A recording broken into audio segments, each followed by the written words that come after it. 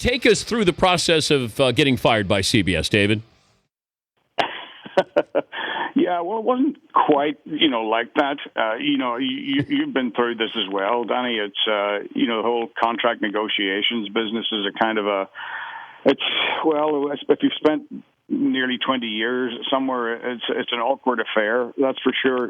And what you read in the newspaper or online isn't necessarily the truth. It's just going through the process. That's really what it was. But if you look at, I think everybody was shocked because you were firmly entrenched there. Yeah, I'm halfway surprised myself.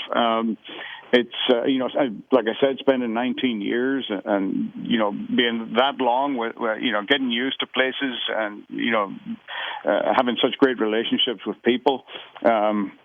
It was a strange experience, but since I've been at the Golf Channel and had my show there and spent 5 years and developing those kind of relationships as well, it's just, I felt that there was more opportunity on the other side, at this point in my career. But you looked at it as being more than just a golf announcer, an analyst. Is that right? Yes. Yeah, I did, and there's the opportunity to do well. The Olympics sort of stand out, and then there's the Ryder Cup and the British Open. But there's also the possibility of just sort of stretching myself. We got the Winter Olympics, and the curling really appeals to me.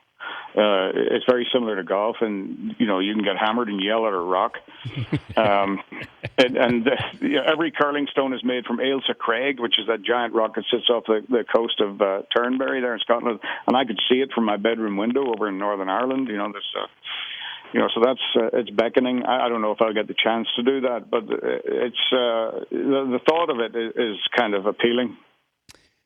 Are you now saying that you left CBS so you could be a curling analyst at the Olympics? Certainly one of the massive, carrots that was dangled in front of this particular donkey. Yes. He's David Feherty, now with NBC Sports, joining us, Dan Patrick Show. It's weird. That sounds weird. It does. It took me a long time because I was at the mothership for 18 years. And, yes. And no matter what your reasonings are or were for leaving, people are still going to say, why did you leave CBS? So you're going to get that for the next, and people are still going to think you work at CBS, even though you work at NBC. Yeah. And, part of me will always be there. I'll miss people and always appreciate the chance that they gave me because, as I'm damaged goods. I'm not, I come with a government health warning and, they closed ranks behind me and looked after me for 20 years. So, there's a great deal of sadness. Is part of your job to inject comedy into the broadcast? Well, yeah, I'm not sure if comedy is the right way to put it. Certainly, to not take it so seriously, perhaps, remind people that these are pastimes. They really shouldn't be that important in the great scheme of things, and maybe that's what I bring to it. I can't really take, trying to get a ball into a hole in the ground, all that seriously. But the players do. Yeah, they do for the most part. But I think we're in a unique sport as well, in that if you don't have a sense of humor, if you do take yourself too seriously, the game it'll get to you and strangle you. In the end, you have to maintain a sense of humor if you play golf, especially for a living. I was surprised though that you would have. What was the device you used that made the passing gas sound, and that you would actually do it when Tiger was playing? The device I used was one that everybody has. It's natural. I thought. That is. This is of course alleged behavior, Daniel. No. I got it on reliable sources, and I have two sources. Well, Tiger was blamed for this particular incident initially, and when I was approached, I just told the truth. I told him that it came from behind me, and I'm not sure of the origin, to be honest. Yeah, but he had a sense of humor about it for a guy who seems pretty serious when he's on the golf course.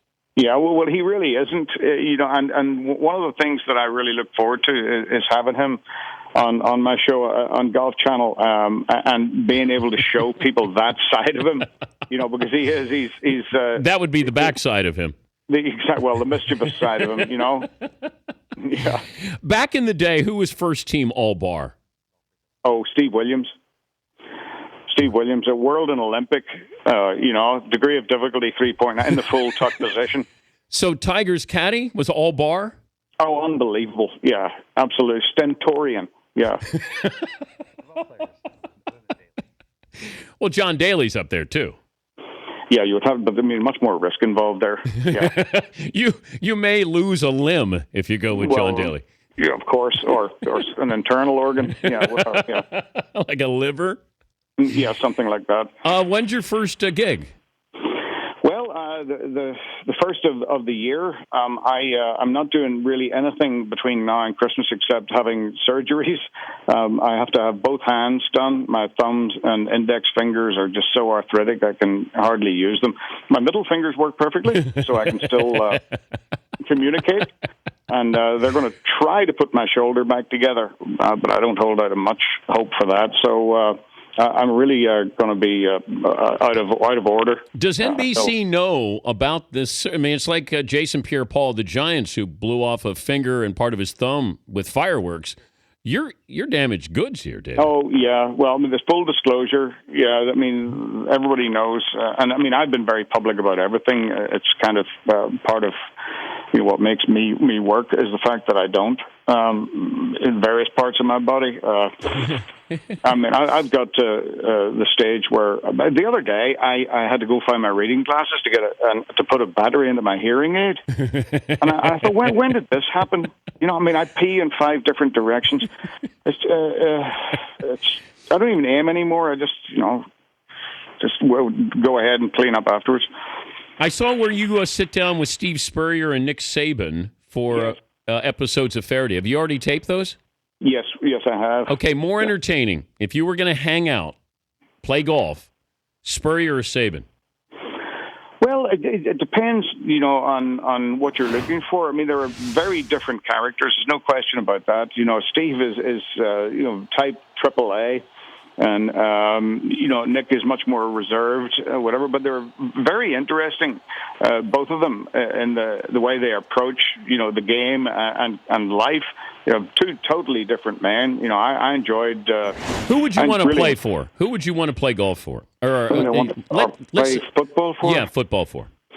That's a good question. You always want to win, don't you? They're both pretty good at that.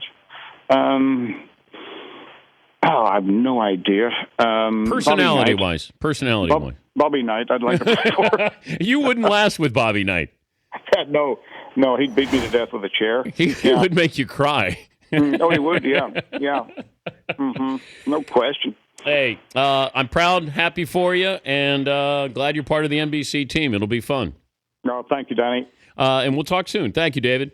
All right, man. That's David Feherty. Party in a Box, always entertaining.